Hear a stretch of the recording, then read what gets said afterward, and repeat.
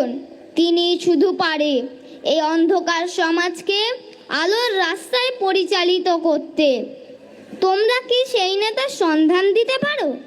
আমি পারি সেই নেতার সন্ধান ও পরিচয় দিতে। তিনি 1987 সালে ফুরফুরা শরীফের পীর পরিবারে জন্মগ্রহণ করেন।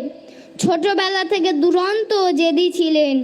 তিনি আলিয়া বিশ্ববিদ্যালয় থেকে থিওলজিতে এমএ পাশ করেন।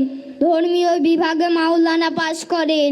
শিক্ষা জীবন শেষ করে তিনি ধর্মীয় সভায় বক্তব্য রাখতে শুরু করেন। তাঁর আচার ব্যবহারে মানুষ মুগ্ধ হয়ে ওঠে। তিনি রাতের ঘুম হারাম করে গরিব, অসহায়, পিছিয়ে পড়া মানুষের কথা ভাবতে শুরু করে।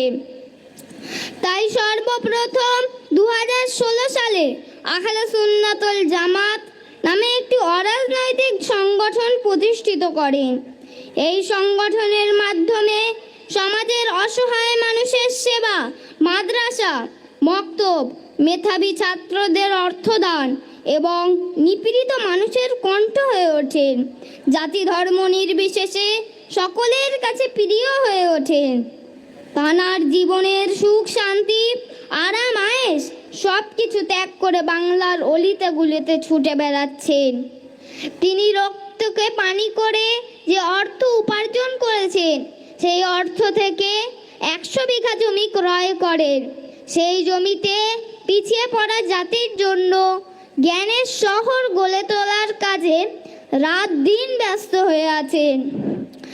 আজ